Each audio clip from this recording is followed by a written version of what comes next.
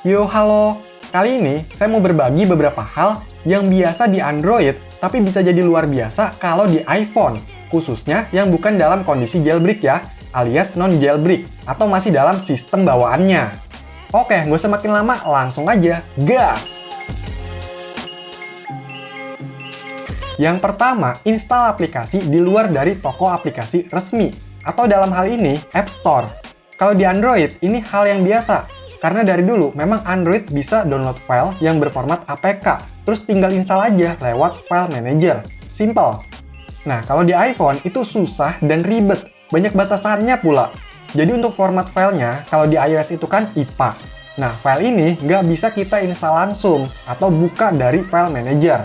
Istilahnya, itu harus di sideload. Biasanya pakai bantuan aplikasi atau tools lain yang dari PC gitu installnya. Dan itu nggak permanen, bakalan revoke setiap 7 hari. Bahkan ada yang dibatesin jumlah installnya. Tapi untungnya ada sebuah tools keren yang bernama Troll Store, di mana kita bisa install file IPA itu langsung dari iPhone-nya, secara permanen, tanpa batas, dan tentunya gratis. Lah, itu kok bisa? Ya, karena Troll Store ini memanfaatkan sebuah bug yang disebut AMFI atau Core Trust. Dan karena itu dari sebuah bug, jadi cuma bisa di versi iOS tertentu aja. Nah, karena adanya Troll Store dan sudah trennya sideload, jadi banyaklah para developer yang membuat sebuah aplikasi-aplikasi unik dan nggak biasa. Pokoknya, beberapa hal selanjutnya ini saya install aplikasinya itu di luar dari App Store ya, pakai Troll Store. By the way, untuk penjelasan lengkap tentang Troll Store udah pernah dibahas di video sebelumnya. Lanjut, yang kedua, mengubah resolusi tampilan layar. Kalau di Android, itu biasanya udah ada di pengaturan ukuran layar, atau di bagian mode pengembang ada DPI, tinggal diubah sesuai yang diinginkan. Nah, kalau di iPhone, itu nggak bisa seleluasa kayak di Android. Ada sih settingannya, tapi cuma dikasih dua pilihan, yaitu standar dan diperbesar. Tapi, ada tools yang bisa mengubah sesuai yang diinginkan. Nama aplikasinya Resetter. Jadi di sini kita bisa mengubah dari tingginya, lebarnya, atau scale-nya. Bahkan bisa milih nih mau resolusi layar dari seri iPhone yang mana. Tapi harus cari yang cocok ya.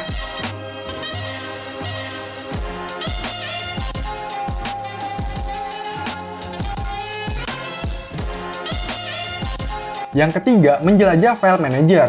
Di iPhone, aplikasi File Manager bawaannya, yaitu Files, itu bener-bener terbatas banget. Paling cuma bisa akses download, iCloud, atau folder sharing dari aplikasi.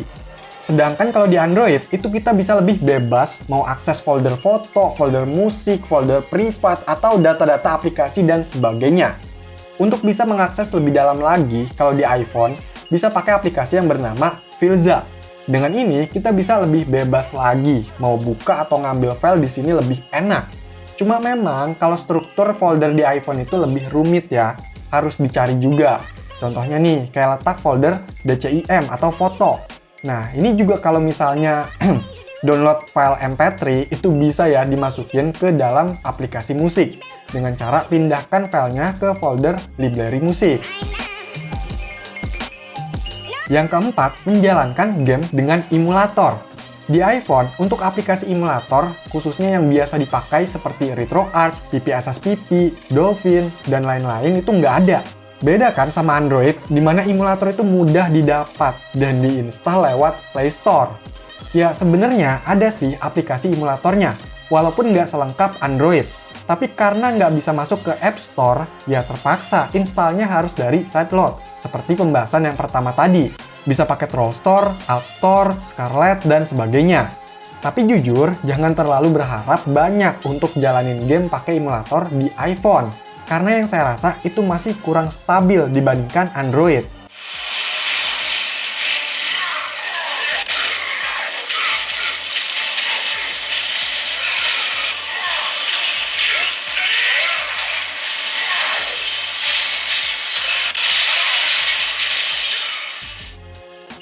Yang kelima, mengubah suara atau sound notifikasi secara custom. Kalau di Android, ini mudah banget lah. Kita bisa pakai file ringtone atau pakai file MP3 juga bisa. Tapi kalau di iPhone, ya pakai yang udah ada aja. Jadi kadang mirip-mirip tuh bunyinya kalau sesama pengguna iPhone. Nah, ada aplikasi yang bernama Kawabunga, di mana dalam aplikasi ini banyak tools yang nggak biasa di iPhone. Salah satunya sound effect. Di sini kita bisa ubah beberapa bagian sound dengan custom. Misalnya, saya ubah notification jadi Samsung.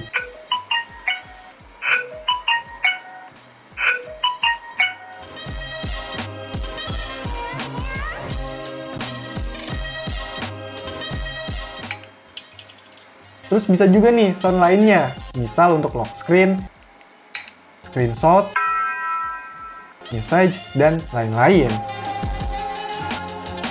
Yang keenam, mengubah jenis font pada UI. Di Android, ini bisa dilakukan dari pengaturan bawaan, tema, atau aplikasi pihak ketiga. Tapi kalau di iPhone, nggak semudah itu. Di pengaturannya ada font, tapi untuk pengetikan aja. Nah, untuk mengubah font pada tampilan sistem atau aplikasi, bisa pakai aplikasi yang bernama WDB Font Override. Di sini bisa pilih font style yang udah tersedia, atau bisa juga custom kalau punya file fontnya. Nanti hasilnya, font itu akan berubah pada aplikasi yang memang menggunakan font sistem. Ya memang nggak semuanya terdampak sih, tapi udah lumayan nih. Tampilan font yang ada di lock screen aja bisa berubah. Nah, ngomongin tampilan, ini jadi yang ketujuh. Seperti yang kita ketahui, kalau di iPhone itu kostumisasi tampilannya terbatas. Nggak ada tema, dan sebagainya. Ya, bawaannya emang udah kelihatan bagus sih. Tapi kalau udah bosen kan ya gimana?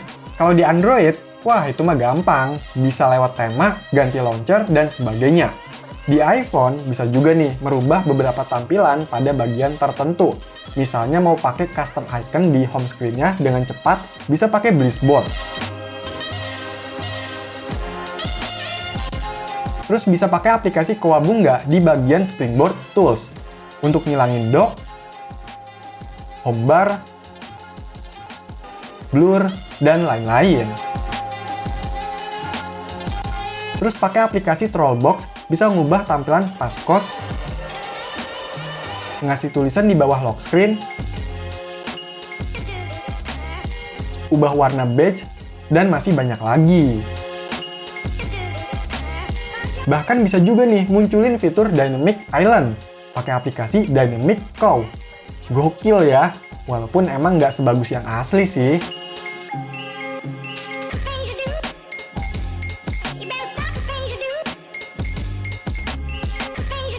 Pokoknya masih banyak lagi nih yang bisa dilakukan atau disesuaikan di iPhone tanpa jailbreak. Cuma ya itu, kuncinya kita harus bisa install atau sideload aplikasi dari luar App Store.